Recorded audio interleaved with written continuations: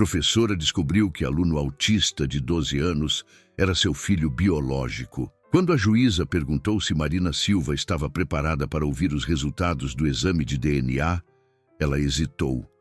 Por 3 segundos eternos, o menino de 12 anos ao seu lado balançava as mãos nervosamente.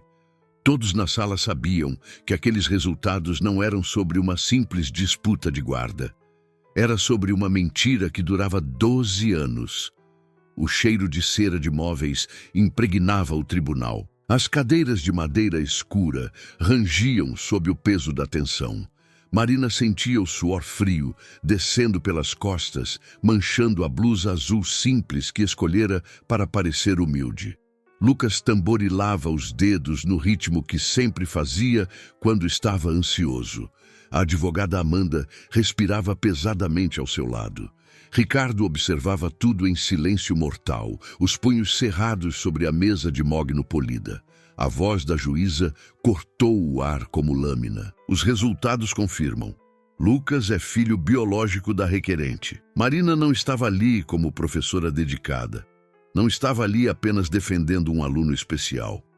Estava porque havia descoberto que o homem com quem dormia há 15 anos havia roubado seu próprio filho dela. Ricardo se levantou bruscamente, derrubando a cadeira, porque sabia que outros segredos estavam prestes a sair. Lucas começou a balançar o corpo para frente e para trás, porque sentia o caos emocional ao redor, mas não conseguia processar completamente o significado. Carla, a melhor amiga de Marina, cobriu o rosto com as mãos, porque ela havia guardado suspeitas por anos e agora via a confirmação de seus piores receios. Mas essa história não começou ali, naquela manhã fria de terça-feira no Fórum Central. Começou 12 anos atrás, quando 2 bebês nasceram na mesma madrugada no Hospital Santa Clara e alguém decidiu que o destino de 2 famílias precisava ser alterado. A verdade tinha camadas que Marina ainda nem imaginava existir. Para entender como Marina chegou àquele momento impossível, você precisa conhecer 3 histórias entrelaçadas. A história de 12 anos atrás, quando tudo começou na maternidade, a história de 6 meses antes, quando as primeiras suspeitas surgiram, e a história de 1 semana atrás, quando a verdade finalmente explodiu. Tudo começou numa manhã chuvosa de setembro. Se você quer saber exatamente o que acontece depois disso, se inscreva agora mesmo e ative o sininho. Milhares de mulheres já fazem parte dessa comunidade. Não fique de fora. 6 meses antes daquele dia, no tribunal, Marina Silva acordava todas as manhãs às 5h30. Seu apartamento modesto no bairro Vila Madalena tinha apenas 2 quartos, mas estava sempre impecável. Aos 38 anos, ela carregava marcas sutis da vida. Algumas rugas ao redor dos olhos castanhos, cabelos castanhos presos num coque prático e uma postura ereta que revelava determinação. Suas mãos, sempre cuidadosas, mostravam pequenos calos de tanto escrever relatórios e atividades adaptadas. Marina era conhecida por todos como a professora que nunca desistia de nenhuma criança. Paciente além de qualquer medida normal, ela tinha uma qualidade rara. Enxergava potencial onde outros viam apenas limitações. Mas essa mesma bondade às vezes a cegava para sinais perigosos. Ela confiava demais, perdoava rápido demais e sempre acreditava que as pessoas tinham boas intenções. Era um defeito que custaria caro. Durante anos, Marina carregou uma ferida invisível. Após o nascimento de João, os médicos confirmaram sua maior dor. Ela nunca mais poderia engravidar. A cesariana de emergência danificara irreversivelmente seu útero. Ela construiu muros emocionais altos ao redor dessa perda, nunca falando sobre isso, nem mesmo com Carla. O sonho de ser mãe de vários filhos morreu naquela mesa cirúrgica 12 anos atrás. Seu desejo mais profundo, guardado no fundo do coração, era sentir novamente aquela conexão inexplicável entre mãe e filho. Na gaveta da cômoda, escondida embaixo de lenços, ela guardava o primeiro sapatinho de bebê que havia comprado para João. era seu símbolo secreto de esperança, de que um dia, de alguma forma, voltaria a experimentar o amor maternal em sua plenitude. Foi numa manhã de março que Marina conheceu Lucas pela primeira vez. O menino de 12 anos havia sido transferido para sua classe especial no Colégio Esperança. Quando ele entrou na sala, arrastando os pés e evitando o contato visual, algo se mexeu no peito de Marina. Lucas tinha cabelos castanhos desalinhados, olhos grandes e expressivos, e um jeito peculiar de mover as mãos quando ficava nervoso. Ele se sentou na última carteira e começou a organizar seus lápis por ordem de tamanho, repetindo o movimento várias vezes. Lucas, Marina disse suavemente, se aproximando devagar. Você gosta de desenhar? Ele não respondeu, mas seus ombros relaxaram ligeiramente. Marina pegou uma folha em branco e colocou diante dele. Pode desenhar o que quiser. Não há certo ou errado aqui. Pela primeira vez, Lucas olhou diretamente para ela. Por 3 segundos. Mas foram 3 segundos que mudaram tudo. Marina sentiu algo que não experimentava há anos. Uma conexão instantânea e inexplicável. Durante a semana seguinte, Marina desenvolveu uma rotina especial com Lucas. Ela chegava 15 minutos mais cedo toda manhã para preparar atividades adaptadas especificamente para ele. Lucas, ela disse numa quinta-feira, você é muito especial. Eu vou cuidar de você aqui na escola, está bem? Lucas não respondeu verbalmente, mas acenou levemente com a cabeça. Prometo que sempre vou te proteger. Marina continuou, colocando a mão gentilmente no ombro dele. Você nunca vai estar sozinho enquanto eu estiver aqui. O Colégio Esperança ocupava um prédio de 3 andares no coração de Pinheiros. As salas tinham piso de madeira que rangia suavemente quando os alunos caminhavam. O cheiro característico de giz, misturado com produtos de limpeza, impregnava os corredores. Janelas grandes deixavam entrar luz natural abundante, criando reflexos dourados nas paredes pintadas de azul claro. O pátio interno tinha jardins bem cuidados, onde as crianças brincavam durante o recreio, e o som constante de risadas ecoava pelos corredores. A hierarquia social do colégio era complexa e às vezes cruel. Pais ricos influenciavam decisões administrativas através de doações generosas. Professores competiam por reconhecimento e melhores posições. Alunos eram categorizados não apenas por desempenho acadêmico, mas pelo status socioeconômico de suas famílias. Marina, com seu salário modesto de professora especial, estava na base dessa pirâmide, mas isso nunca a intimidou.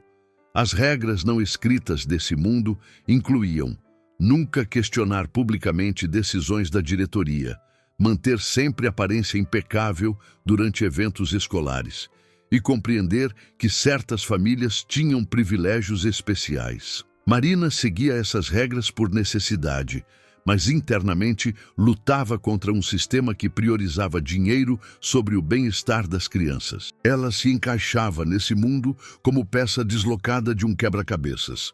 Os primeiros sinais de que algo estava errado começaram sutilmente. Marina notou que Lucas sempre chegava atrasado às segundas-feiras, e sua mochila frequentemente vinha com zíper quebrado ou alças danificadas.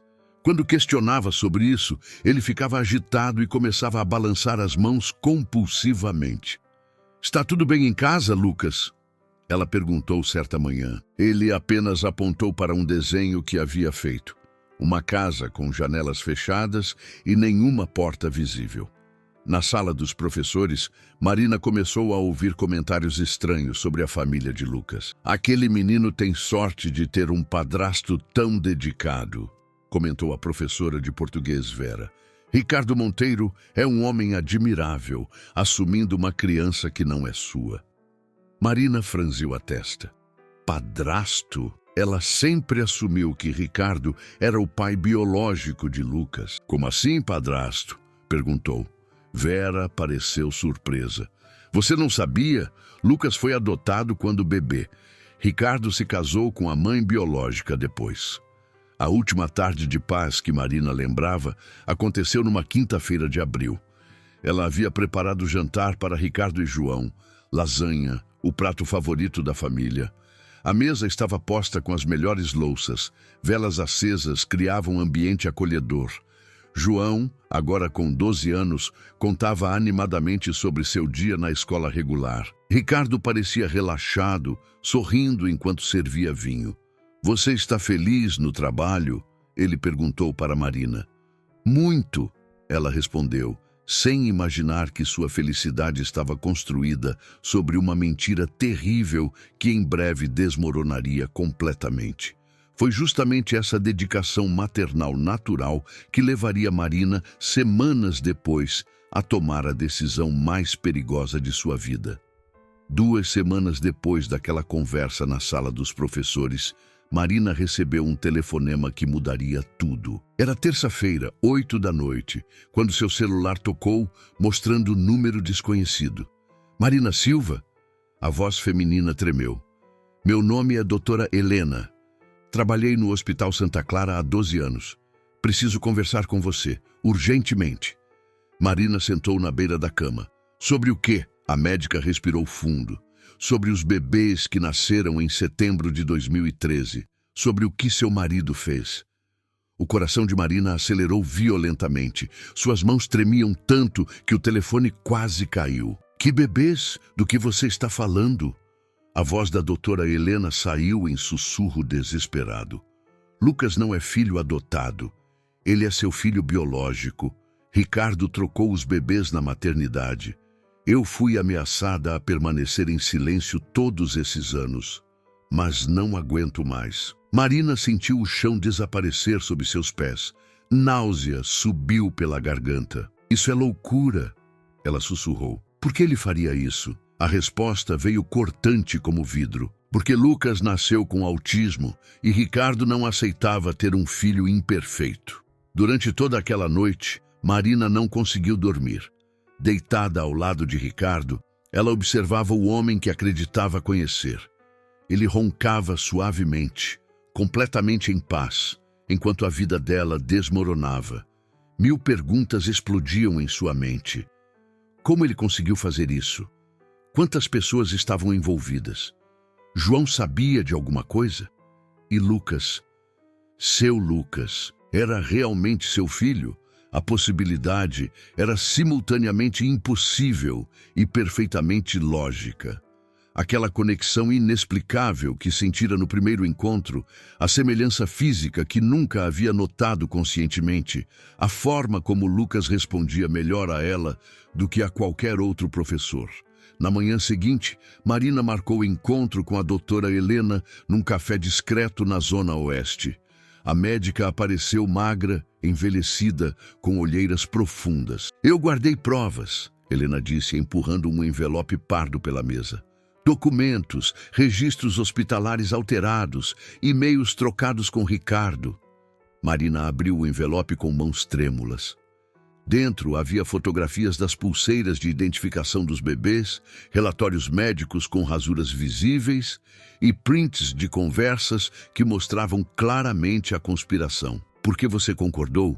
Marina perguntou, a voz carregada de raiva contida. Helena começou a chorar silenciosamente. "Ele me ameaçou. Disse que destruiria minha carreira, que inventaria acusações de negligência médica. Eu tinha acabado de me formar. Tinha dívidas enormes da faculdade. Era covarde e estava desesperada." Ela limpou as lágrimas com as costas da mão. "Mas quando soube que você era professora de Lucas, que vocês se encontraram sem saber a verdade, não consegui mais viver com isso. Você merece saber. Lucas merece conhecer sua verdadeira mãe." Marina confrontou Ricardo na mesma noite. Ela esperou João dormir, antes de entrar no escritório onde ele trabalhava. "Precisamos conversar", disse, fechando a porta. Ricardo nem levantou os olhos do computador. "Agora não, Marina. Tenho relatórios para terminar." Ela jogou as fotos sobre a mesa. "Agora, Ricardo." Ele finalmente olhou. O sangue fugiu de seu rosto quando viu os documentos hospitalares. Por 5 segundos completos, Apenas silêncio pesado preencheu o ambiente. Quem te deu isso? A voz dele saiu baixa e perigosa. Isso não importa, Marina respondeu, surpresa com a firmeza na própria voz. É verdade, você trocou nossos bebês? Ricardo se levantou lentamente. Você não entende, Lucas era... defeituoso. Eu não podia aceitar um filho assim. Não depois de tudo que construí, da família que meus pais esperavam que eu tivesse. Marina sentiu asco subir pela garganta. Defeituoso? Ele é uma criança, nosso filho. Ricardo bateu a mão na mesa. Ele não era o filho que eu queria. A tentativa inicial de Marina de resolver aquilo discretamente falhou miseravelmente. Ela procurou a diretora do colégio, doutora Patrícia, esperando apoio institucional. Preciso de sua ajuda, Marina disse, explicando toda a situação. A diretora ouviu em silêncio, o rosto ficando cada vez mais fechado. Marina, ela finalmente disse, essas são acusações muito graves. Ricardo Monteiro é um dos nossos maiores doadores. Você tem certeza absoluta sobre isso? A descrença no tom de voz era clara. Tenho provas, Marina insistiu, mostrando os documentos. Patrícia mal olhou. Isso precisa ser tratado na justiça, não aqui. E enquanto isso, sugiro que mantenha a distância profissional de Lucas. 2 dias depois, tudo escalou violentamente. Ricardo apareceu no colégio com sua advogada particular, Dr. Raul Ferreira, um dos criminalistas mais caros de São Paulo. Eles se reuniram com a diretoria em sessão fechada. Marina não foi convidada. Quando finalmente a chamaram, encontrou Ricardo sentado confortavelmente, sorrindo com confiança. Marina, Dr. Raul começou com voz aveludada. Meu cliente está muito preocupado com seu estado mental. Ele acredita que você está sofrendo um colapso nervoso, criando fantasias sobre eventos que nunca aconteceram. Fantasias? Marina quase gritou. Tenho documentos, tenho testemunhas. Ricardo finalmente falou, a voz calma e controlada. Você tem papéis que qualquer pessoa poderia ter falsificado e uma médica desempregada com histórico de problemas psiquiátricos. Quem você acha que as pessoas vão acreditar? Foi naquele momento que Marina percebeu a extensão do poder que estava enfrentando. Ricardo tinha dinheiro, conexões e anos de reputação construída. Ela tinha apenas a verdade, e isso parecia perigosamente insuficiente. A situação piorou quando a enfermeira Vera apareceu. Marina havia descoberto através dos documentos que Vera também estava envolvida na troca dos bebês. Ela marcou encontro com a enfermeira num estacionamento vazio. Você precisa testemunhar, Marina implorou. Precisa confirmar o que Ricardo fez. Vera olhou ao redor nervosamente. Não posso, ele me paga para ficar calada e prometeu consequências se eu falasse. Marina agarrou o braço dela. Uma criança está sofrendo. Meu filho cresceu longe de mim. Vera se soltou bruscamente. E o meu filho? Quem vai alimentar meu filho se eu perder tudo? Foi então que Marina descobriu um detalhe crucial. Conversando com Carla sobre toda a situação, sua amiga mencionou casualmente. Mas espera, se Ricardo trocou os bebês, quem é a mãe do outro bebê? Do João, Marina congelou. Ela havia estado tão focada em Lucas que não havia pensado nisso. Se João não era seu filho biológico, de quem ele era? A resposta veio através de mais investigação nos documentos. Outra mulher havia dado à luz na mesma noite, mas ela morrera durante o parto. Seu bebê ficou sem família. Ricardo viu uma oportunidade perfeita. Marina teve sua primeira pequena vitória quando conseguiu acessar os registros de DNA do hospital através de uma ordem judicial preliminar. A juíza responsável pelo caso, sensibilizada pela história, autorizou os testes de paternidade para todos os envolvidos. Os resultados estarão prontos em 1 semana, a advogada Amanda informou. Se confirmarem suas suspeitas, teremos base sólida para processo criminal contra Ricardo. Marina abraçou Lucas naquela tarde, depois da aula. O menino permitiu o abraço por exatos 4 segundos antes de se afastar. Mas foram 4 segundos de esperança pura. A primeira virada dramática aconteceu numa sexta-feira chuvosa. Marina estava em casa quando recebeu ligação frenética de Carla. "Liga a televisão, rápido, canal 5. Marina obedeceu e sentiu o sangue gelar. Um vídeo estava passando em loop no noticiário. Imagens de câmeras de segurança do Hospital Santa Clara de 12 anos atrás. Embora granuladas, mostravam claramente Ricardo conversando intensamente com a doutora Helena próximo ao berçário. A data e hora no canto da tela confirmavam, 2 horas após o nascimento dos bebês. O repórter narrava dramaticamente sobre possível escândalo envolvendo o empresário rico e troca de bebês em maternidade de elite. O vídeo viralizou em questão de horas. Grupos de pais nas redes sociais explodiram com teorias e indignação. A hashtag Justiça para Marina começou a trending topic nacionalmente. Pais do Colégio Esperança ligavam incessantemente para a diretoria exigindo esclarecimentos. Jornalistas acamparam na frente da casa de Ricardo e da escola. Marina se viu no centro de um furacão midiático que ela não havia pedido nem esperado. As consequências imediatas foram devastadoras e complexas. A diretoria do colégio, sob pressão pública intensa, colocou Marina em licença administrativa até que a situação se resolva. Ricardo contratou uma equipe inteira de relações públicas para fazer controle de danos, espalhando narrativas alternativas e questionando a autenticidade do vídeo. Lucas começou a ter crises mais frequentes, sentindo o caos ao redor, sem compreender completamente o que estava acontecendo.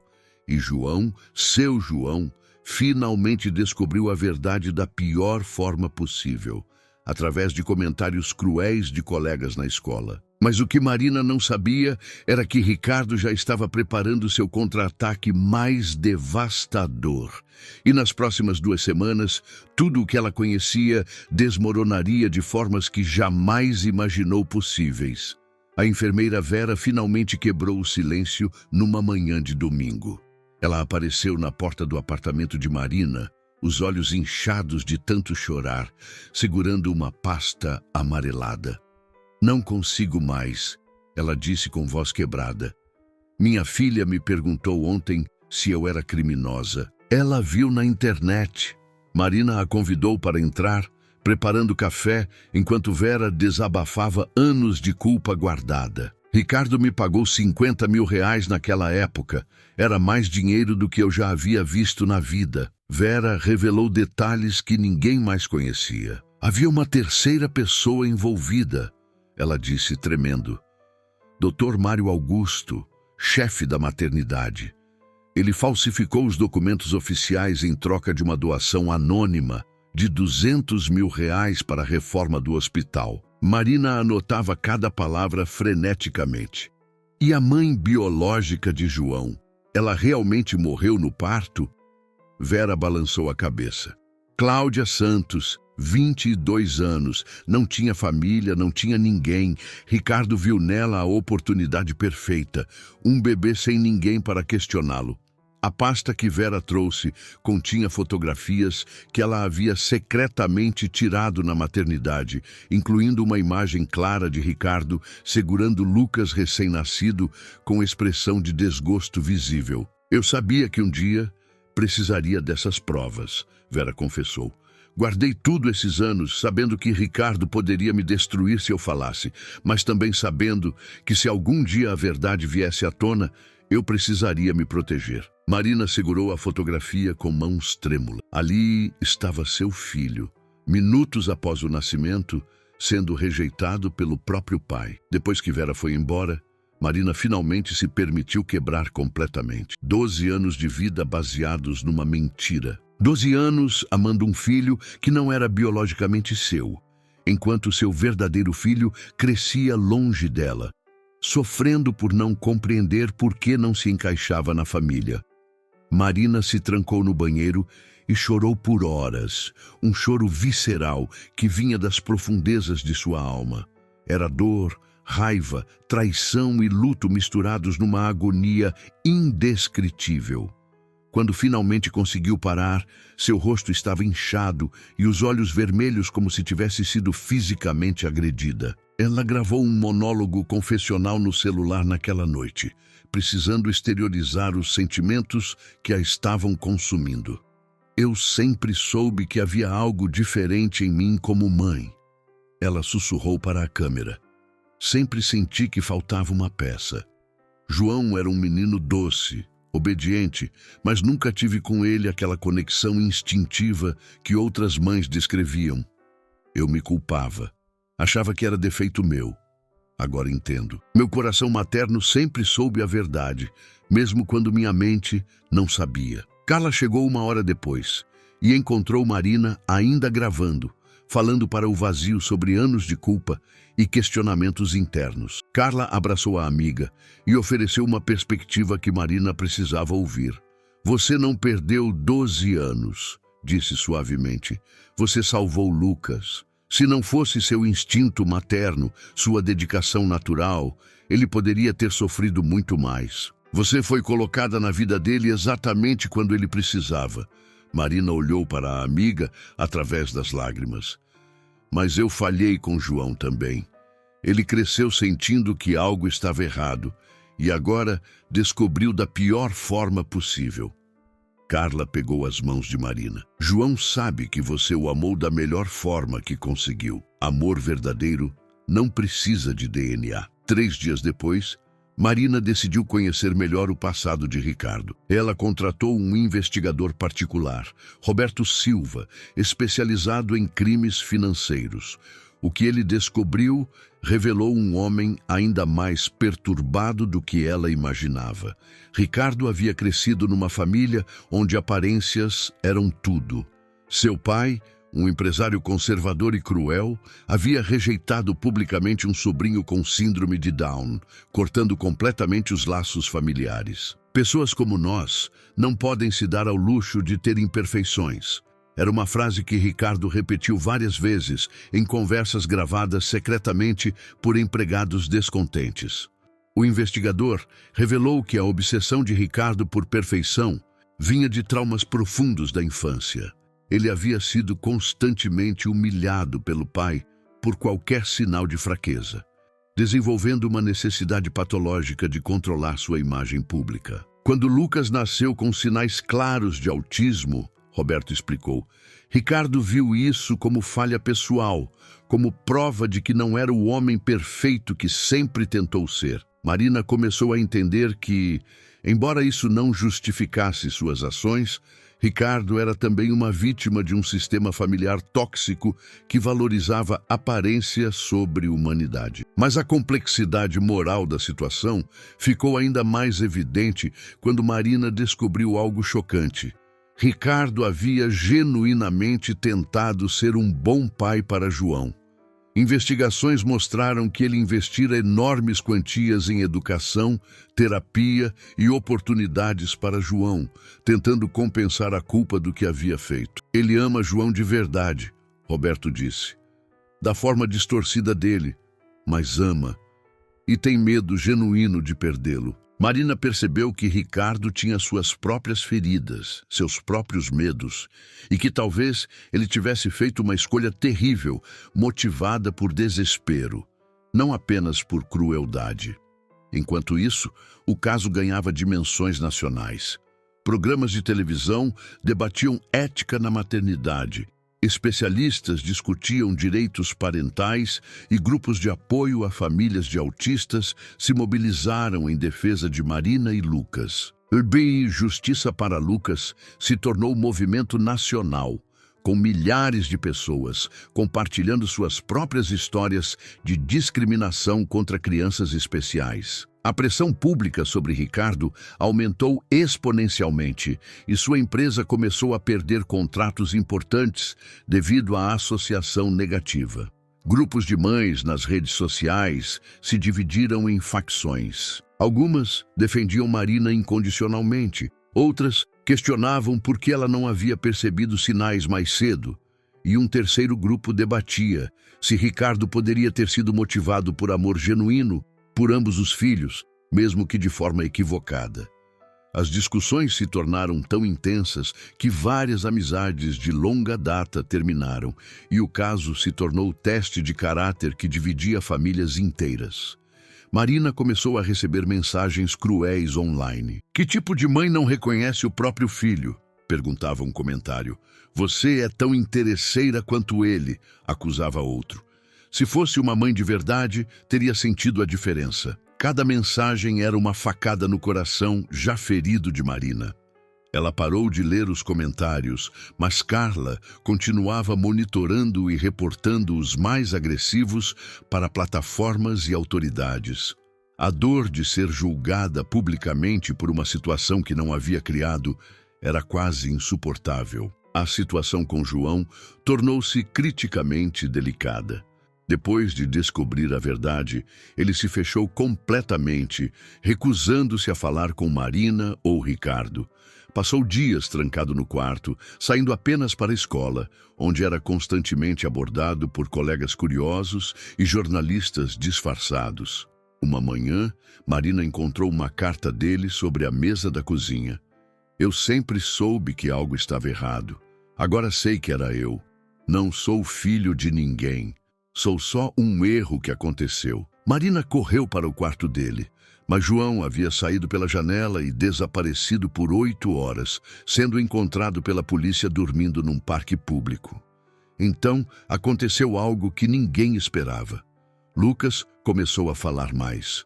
Não muito, mas frases curtas direcionadas especificamente para Marina. "Professora Marina boa", ele disse numa manhã.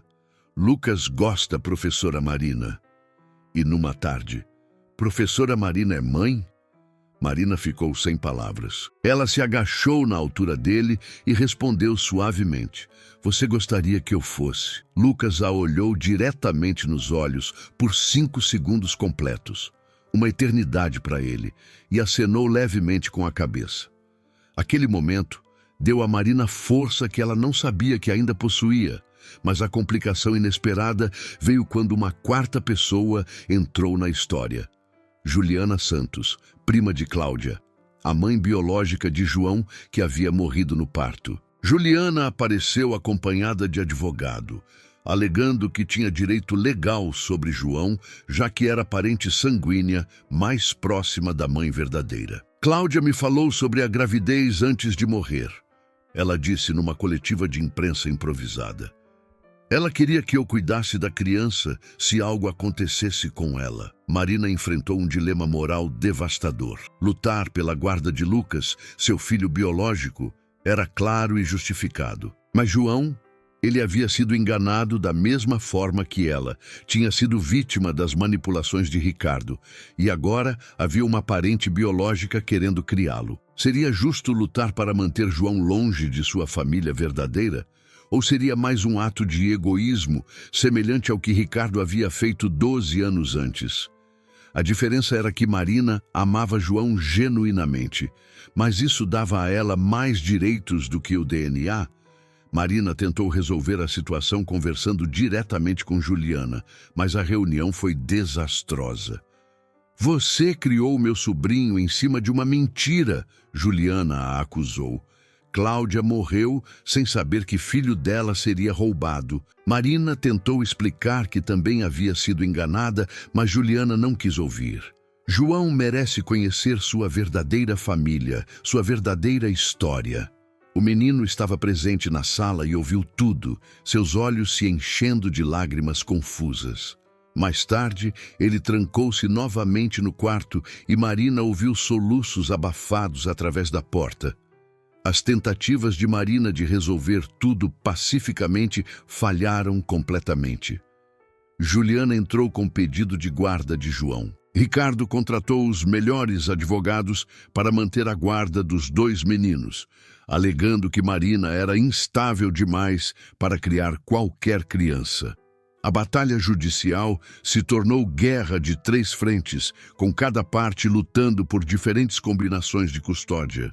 João e Lucas se tornaram troféus numa disputa legal que nenhum deles entendia completamente, mas ambos sentiam o peso emocional devastador.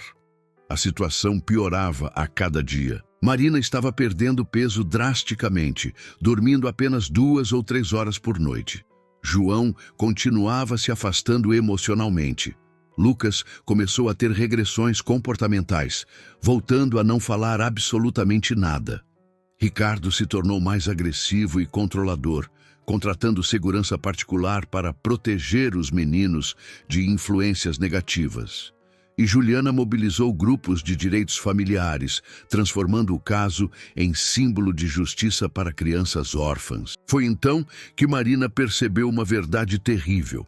Em sua luta para recuperar seus direitos maternais, ela estava repetindo alguns dos mesmos erros de Ricardo, colocando suas necessidades emocionais acima do bem-estar das crianças. Mas essa percepção chegou tarde demais. Os danos já estavam feitos e uma tempestade ainda maior estava se aproximando. Mas Marina não sabia que Ricardo já estava preparando sua jogada final e mais cruel. E em apenas 48 horas, tudo o que restava de estabilidade na vida dela seria completamente destruído. Me conta nos comentários de qual cidade você está assistindo agora. Sério, eu leio todos e faço questão de responder cada um com muito carinho. Sua participação significa tudo aqui. A jogada final de Ricardo veio numa segunda-feira cinzenta. Marina chegou em casa depois de uma audiência preliminar e encontrou a porta do apartamento arrombada. Dentro, tudo havia sido revirado metodicamente. Gavetas abertas, papéis espalhados, móveis revirados. Mas o pior estava por vir. Uma intimação judicial sobre a mesa da cozinha, informando que ela havia perdido temporariamente todos os direitos de visitação tanto a Lucas quanto a João, baseada em evidências de instabilidade mental e comportamento obsessivo. Ricardo havia conseguido uma ordem de restrição, alegando que Marina estava assediando as crianças e criando um ambiente emocional tóxico. O apartamento vazio ecoava com o silêncio da perda total. Marina se sentou no chão da sala, cercada pelos destroços de sua vida, e pela primeira vez em semanas não conseguiu chorar. Era dor demais para lágrimas. Seus filhos, ambos os meninos que havia amado, cada um à sua maneira, estavam legalmente proibidos de vê-la. Carla chegou 1 hora depois e encontrou a amiga ainda no mesmo lugar, olhando para o vazio com expressão catatônica. Marina, ela sussurrou, ajoelhando-se ao lado. Vamos sair daqui. Marina balançou a cabeça lentamente. Não há para onde ir. Perdi tudo. O isolamento que se seguiu foi devastador. Durante as primeiras 48 horas, Marina permaneceu na casa de Carla, mas não conseguia sair da cama. Não comia, não falava, apenas olhava para o teto elaborando cenários mentais onde tudo havia dado diferente. Se eu não tivesse investigado, Lucas ainda estaria perto de mim na escola, ela murmurava para si mesma. Se eu tivesse sido mais discreta, João não teria descoberto de forma tão brutal. Se eu fosse uma mãe melhor, teria percebido sinais mais cedo. A culpa a consumia como ácido, corroendo qualquer senso de autoestima que ainda restasse. Em seu momento mais baixo, Marina gravou uma série de mensagens de voz para si mesma, uma forma desesperada de processar a dor. Eu arruinei tudo. Sua voz saía embargada e quase inaudível. Tentei ser heroína, mas me tornei a vilã. Ricardo pode ser um monstro, mas pelo menos os meninos tinham estabilidade antes de eu explodir tudo. João me odeia. Lucas está regredindo. Juliana está certa. Sou uma intrusa na vida de todos eles. Talvez a única coisa maternal que posso fazer agora é desaparecer da vida deles. O monólogo interno continuou por horas, Marina confrontando brutalmente cada decisão que havia tomado. Por que não procurei ajuda psicológica quando comecei a suspeitar? Por que não protegi melhor os meninos durante o processo? Por que transformei nossa dor privada em circo público? Cada pergunta era uma lâmina cortando mais fundo em feridas já abertas. Carla encontrou as gravações no telefone de Marina e ficou aterrorizada com o nível de autodestruição emocional que a amiga estava experienciando. Foi Carla quem trouxe a primeira luz no túnel escuro. Marina, olha para mim, ela disse. segurando firmemente os ombros da amiga. Você não arruinou nada.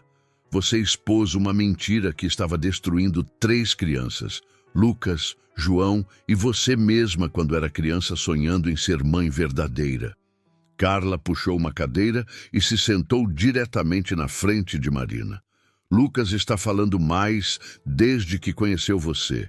João finalmente sabe a verdade sobre sua origem. E você descobriu seu filho biológico.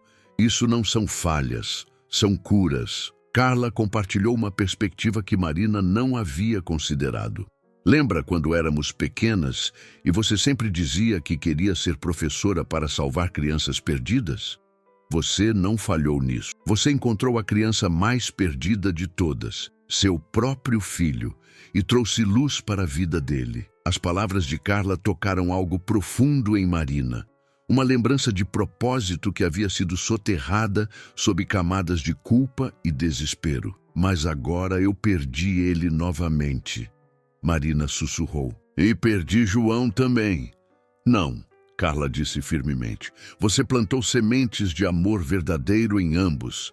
Sementes não morrem por causa de tempestades. Elas ficam mais fortes. Ela mostrou para Marina uma série de vídeos que havia encontrado online.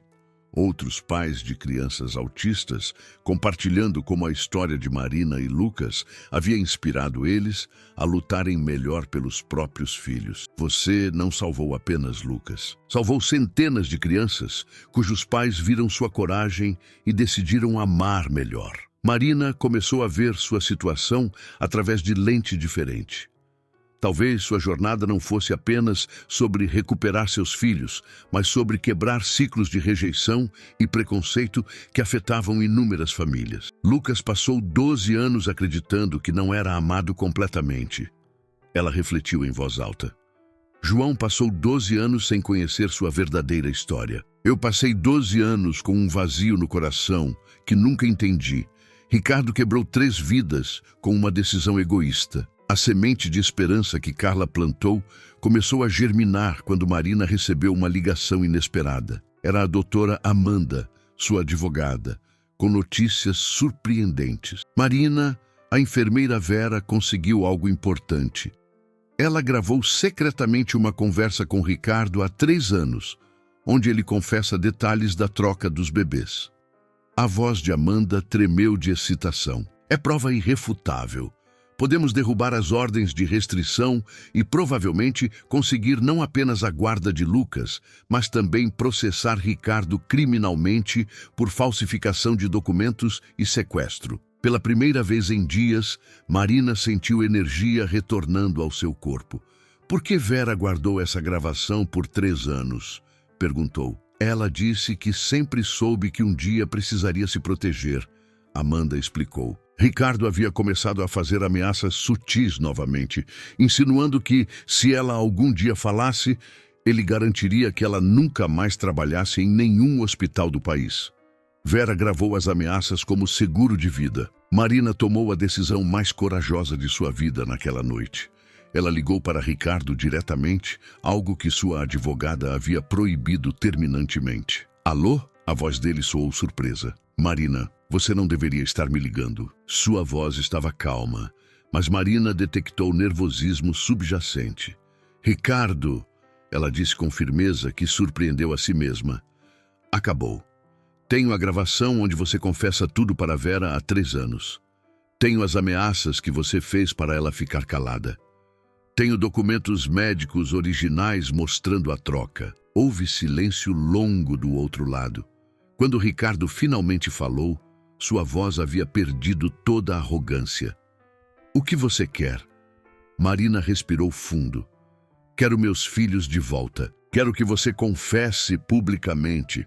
Quero que você pague por 12 anos de mentiras. Ela fez uma pausa. E quero que você se internasse em tratamento psicológico, porque o que você fez não foi apenas crime, foi doença.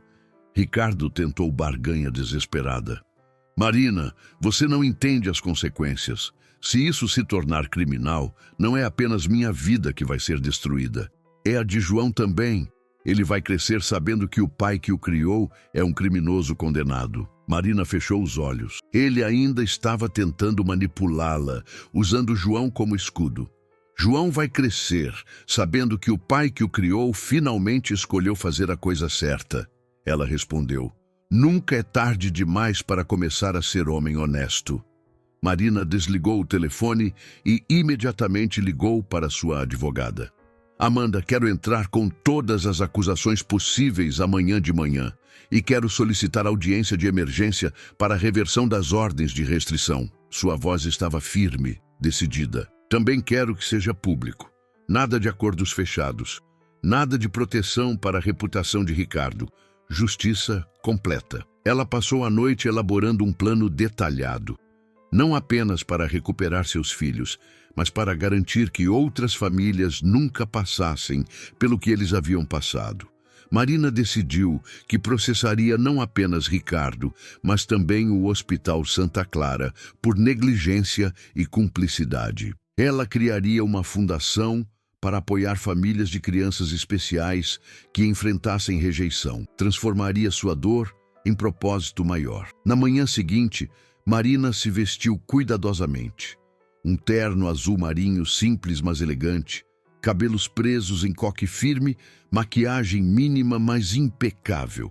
Quando se olhou no espelho, viu pela primeira vez em semanas não uma vítima quebrada, mas uma mulher guerreira pronta para lutar pela justiça. Lucas, ela disse para seu reflexo, mamãe está vindo. E foi então que Marina fez o que ninguém esperava. Ela organizou uma coletiva de imprensa para aquela tarde, convidando todos os veículos de comunicação que haviam coberto o caso. O confronto final estava prestes a começar, e desta vez ela não estava lutando apenas por seus filhos. Estava lutando por todas as crianças que mereciam amor incondicional. A coletiva de imprensa aconteceu no auditório do Sindicato dos Professores às 15h. Mais de 50 jornalistas se apertavam no espaço projetado para 30 pessoas. Câmeras apontadas para o pequeno palco onde Marina estava sentada ao lado da advogada Amanda e da enfermeira Vera. O ar estava carregado de expectativa. Marina ajustou o microfone, suas mãos surpreendentemente firmes. Obrigada por virem, ela começou, a voz clara ecoando pela sala. Hoje vou apresentar provas definitivas de que Ricardo Monteiro orquestrou criminosamente a troca de 2 bebês há 12 anos. Amanda colocou documentos projetados numa tela grande atrás delas. Registros hospitalares originais apareceram lado a lado com versões adulteradas, as diferenças gritantes mesmo para olhos não treinados. Aqui, Amanda apontou com laser, vocês podem ver onde nomes foram alterados, onde horários de nascimento foram modificados, onde assinaturas foram falsificadas. Flashes de câmeras explodiam constantemente. Repórteres gritavam perguntas sobre outras. Marina continuava implacável. E agora, vou reproduzir uma gravação de 3 anos atrás, onde Ricardo Monteiro confessa detalhes da operação. A voz de Ricardo preencheu o auditório através dos alto-falantes. Vera, você precisa entender que foi necessário. Aquela criança, Lucas, ele não poderia ser meu herdeiro. Não com aquelas limitações. Eu fiz o que qualquer pai faria para proteger o legado da família. A voz de Vera respondia tremulamente. Mas, senhor Monteiro, você separou uma mãe do filho biológico. Ricardo ria friamente na gravação. Marina nunca soube a diferença e nunca saberá se você mantiver a boca fechada como combinamos. O silêncio no auditório era absoluto. Então, explodiu em cacofonia de vozes.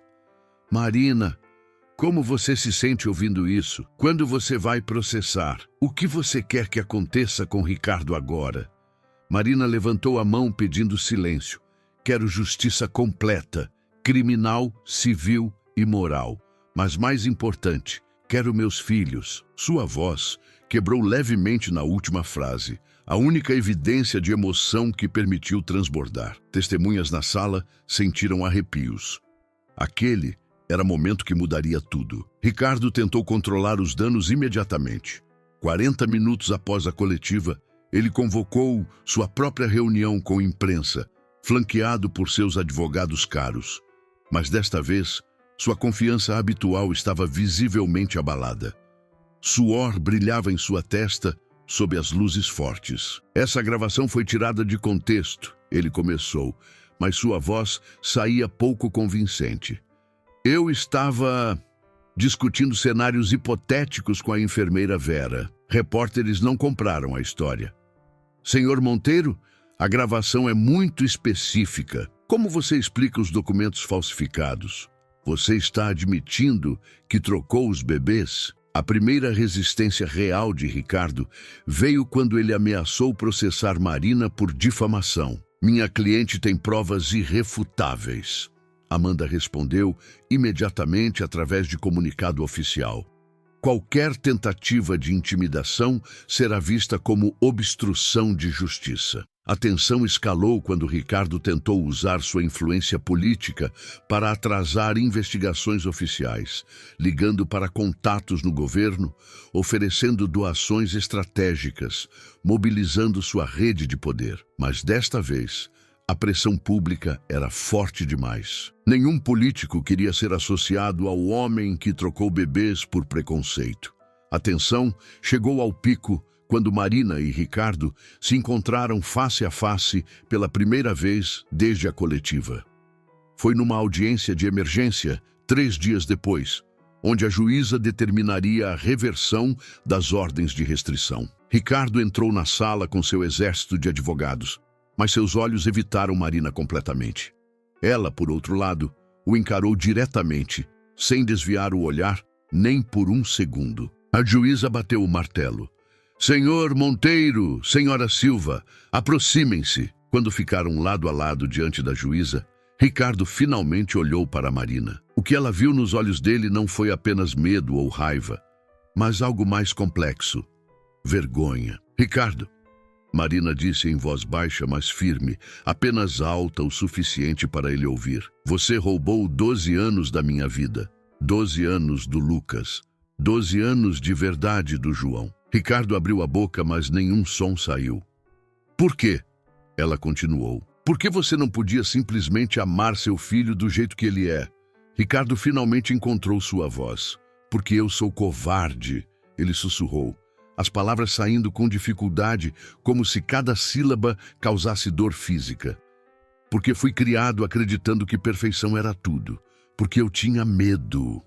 Lágrimas começaram a formar em seus olhos, algo que chocou todos na sala que conheciam sua reputação de homem frio. Eu olhei para Lucas naquela maternidade e vi todas as minhas próprias falhas refletidas.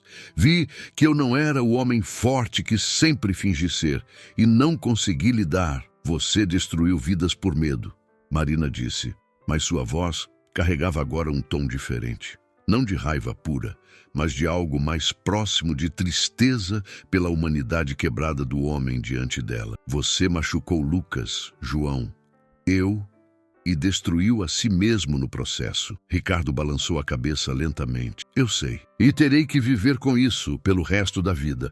Mas Marina, ele a encarou diretamente. Pelo menos me deixe ver João.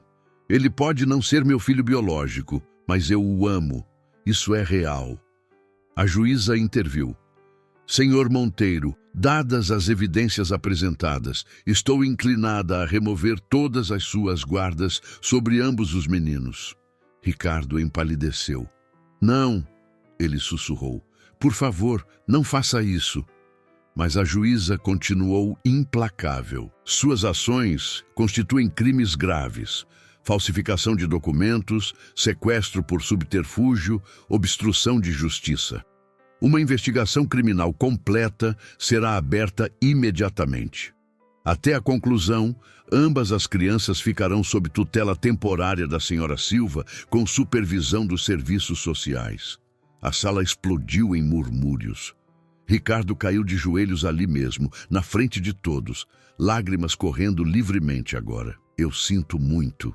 Ele repetia, sinto muito. Marina olhou para ele.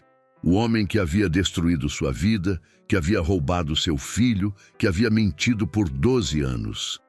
e sentiu não satisfação ou vingança, mas apenas vazio cansado.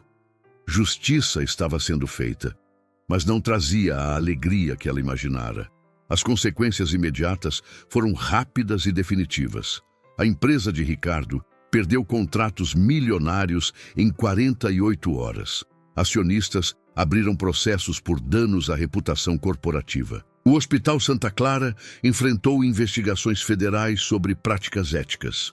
A doutora Helena e a enfermeira Vera receberam suspensão de licenças médicas enquanto aguardavam julgamento, mas com recomendação de clemência dada às suas confissões voluntárias.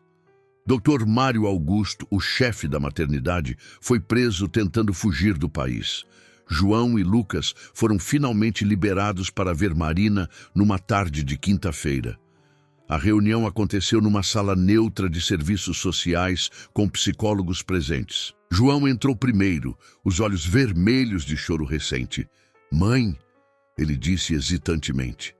Marina abriu os braços e ele correu para ela, abraçando-a com força desesperada.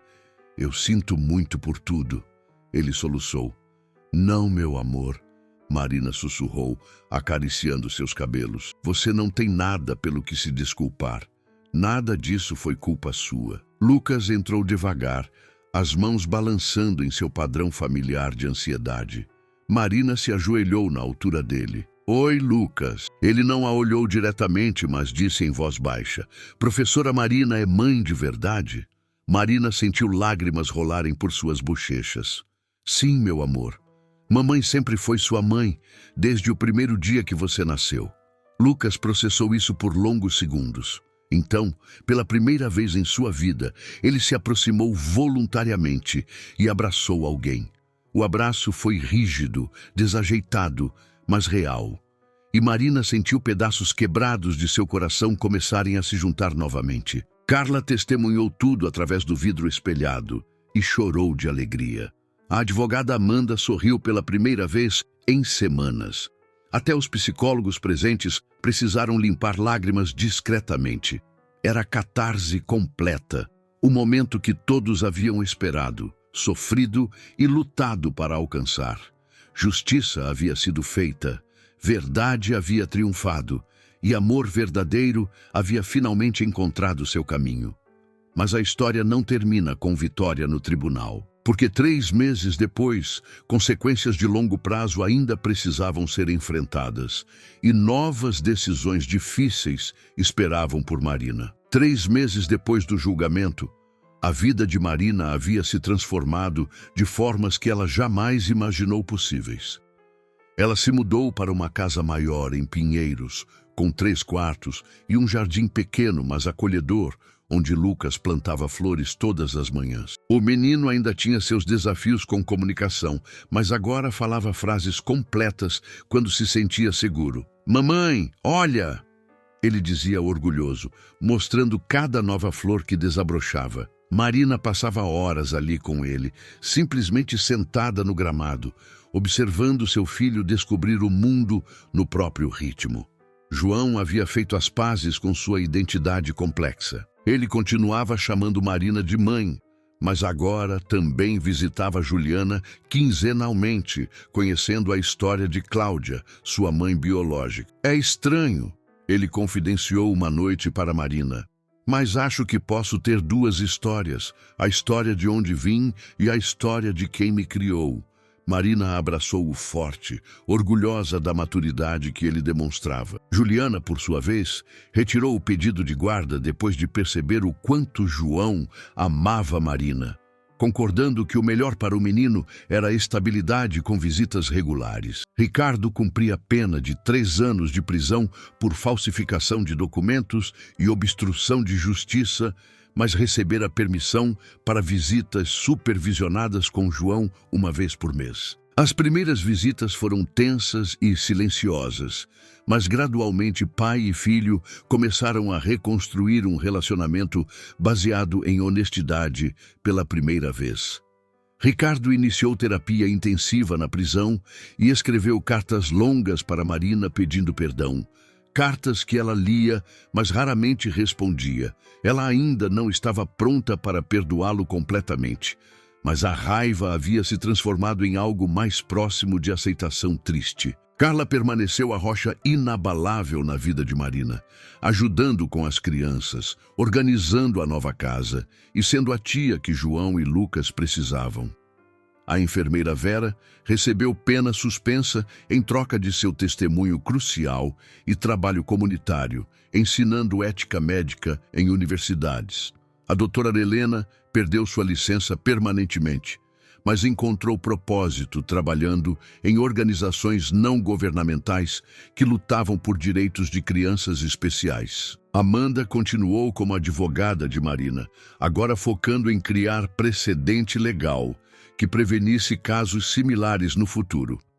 Numa manhã de sábado, Marina acordou e preparou café da manhã para seus 2 filhos. João ajudava fazendo panquecas, enquanto Lucas organizava os talheres por tamanho na mesa, sua forma particular de contribuir. A cozinha cheirava a canela e baunilha. Luz dourada de sol entrava pelas janelas. Era uma cena de normalidade absoluta que, 3 meses atrás, parecia impossível. Mãe, João perguntou enquanto virava uma panqueca. Você é feliz agora? Marina parou, considerando a pergunta cuidadosamente. Estou aprendendo a ser, ela respondeu honestamente. Felicidade real não é ausência de dor. É paz apesar dela. Lucas comeu sua panqueca em silêncio, mas no meio da refeição ele fez algo extraordinário. Olhou diretamente para Marina e disse: Mamãe, eu te amo. Eram palavras que terapeutas haviam dito que talvez ele nunca conseguisse expressar verbalmente. Marina congelou, lágrimas instantaneamente enchendo seus olhos. Eu também te amo, meu filho. Sempre amei. Desde o primeiro segundo que você existiu. João sorriu, limpando as próprias lágrimas discretamente. Era momento que simbolizava não apenas a jornada deles, mas a transformação completa que todos haviam experimentado. A cena contrastava perfeitamente com aquele dia terrível no tribunal, 3 meses antes. Então Marina estava cercada de advogados, juízes e tensão, lutando por direito de ser mãe. Agora estava simplesmente sendo mãe. Não havia perfeição, não havia garantias, mas havia amor real e verdade finalmente exposta. Sabe o que aprendi? Marina disse para os meninos enquanto limpavam a mesa juntos. Família não é sobre sangue ou papéis legais, é sobre escolha. Todo dia, escolher amar, escolher aparecer, escolher lutar pelo que é certo. Marina havia fundado o Instituto Lucas Silva, organização dedicada a apoiar famílias de crianças autistas e outras necessidades especiais. A primeira sede funcionava na sala da própria casa, mas já havia arrecadado fundos suficientes para espaço próprio. Transformei minha dor em propósito, ela explicou numa entrevista recente. Cada família que ajudamos honra não apenas Lucas, mas todas as crianças que foram rejeitadas por não se encaixarem em moldes de perfeição impossíveis. O Instituto oferecia terapias subsidiadas, grupos de apoio para pais e advocacia legal para famílias enfrentando discriminação. A transformação interna de Marina era ainda mais profunda que a externa. Ela havia aprendido que coragem não era ausência de medo, mas agir apesar dele. Que maternidade verdadeira transcendia genética e incluía escolhas diárias de amor incondicional. Que perdão não significava esquecer, mas libertar-se do peso da amargura. Eu poderia ter deixado a raiva me consumir, ela refletiu numa palestra para grupo de mulheres. Poderia ter passado o resto da vida como vítima, mas escolhi ser sobrevivente e depois escolhi ser guerreira. E você, já precisou lutar por algo que todo mundo dizia ser impossível? Já teve que reconstruir sua vida completamente quando ela desmoronou? Muitas de nós conhecemos a dor de descobrir que verdades que acreditávamos eram mentiras. Conhecemos o peso de escolhas difíceis entre justiça e paz.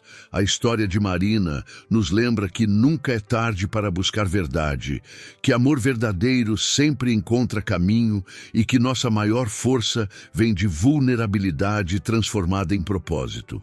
Compartilhe sua experiência nos comentários. Você já enfrentou situação onde precisou escolher entre conforto da mentira e dor da verdade?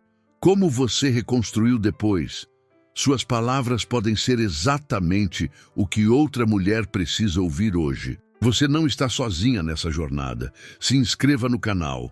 Deixe seu like se essa história tocou seu coração. Na próxima semana, traremos a história de uma avó que descobriu o segredo de família guardado por 40 anos. Lembre-se, coragem não é não ter medo, é fazer o que é certo mesmo quando suas mãos tremem. Até breve, e que você encontre sua própria força nas histórias que compartilhamos aqui.